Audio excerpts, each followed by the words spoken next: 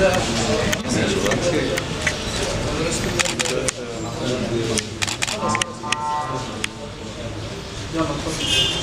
الله الرحمن الرحيم. اليوم بحمد الله سبحانه وتعالى يتوجه 19,500 خريج وخريجة للتقدم لامتحان مزاولة مهنة التعليم.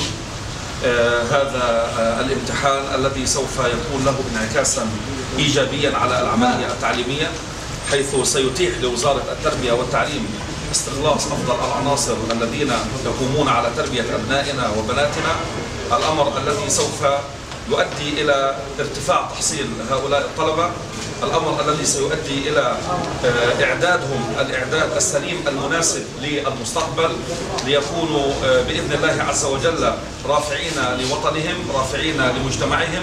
هذا الأمر، هذا امتحان المزاولة الذي أقرته وزارة التربية والتعليم تسهيلا لارتفاع تحصيل الطلبة وتحسينا وتجويدا للعملية التعليمية، كما أن هذا الأمر فيه أيضا إفادة لهؤلاء الطلبة الخريجين، حيث كان المعلم إذا ما أراد أن يمارس مهنة التعليم كان يضطر أن يتقدم سنويا للامتحان، وإذا لم يحظى بالتعيين والوظيفة يضطر أن يعيد الكرة مرة أخرى. امتحان المزاولة إذا حصل على الرخصة فهذا يعني أنه سوف يمكث 5 أعوام لا يتقدم لامتحان المزاولة، وهذا فيه تسهيل على هؤلاء الخريجين بإذن الله سبحانه وتعالى. كما أن اتجاه نحو وضع رخصة لمزاولة مهنة التعليم هو اتجاه عالمي، اتجاه تسعى الدول العربية قاطبة أن يكون هناك معيار موحد للدول العربية في هذا الأمر، وبالتالي نحن نكون قد تقدمنا خطوة مهمة في اتجاه التأسيس لهذه المهنة العظيمة، هذه المهنة الكريمة، هذه المهنة التي تعد المجتمع كله ليكون قادرا على خوض والتغلب على تحديات المستقبل.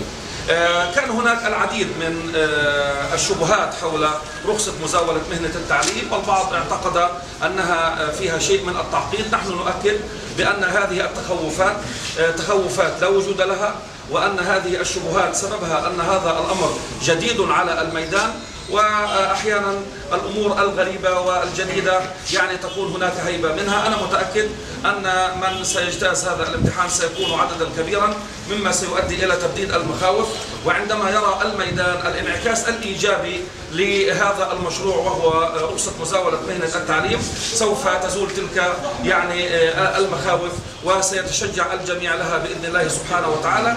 ونحن ندعو جميع الجهات أن تنظر إلى النتائج الإيجابية التي سوف يؤدي وينعكس عليها يعني هذا الأمر إن شاء الله. كما أنني وبهذا الصدد أعلن أن وزارة التربية والتعليم العالي قد أتمت بكل جاهزية وفعالية الإجراءات والاستعدادات لامتحان الثانوية العامة، حيث سيتقدم هذا العام 88,000 طالب وطالبة في الضفة وغزة، حوالي 39,365 في غزة، وحوالي 49,200 في الضفة الغربية. والأمور بإذن الله عز وجل جاهزة، والترتيبات كاملة، ومتأكدون أن الموسم سيكون ككل عام في منتهى الانضباط وفي منتهى السلاسة. وأتمنى لأبنائنا وبناتنا النجاح والتفوق، وأن نراهم جميعا على مقاعد الدراسة في مؤسسات التعليم العالي إن شاء الله رب العالمين.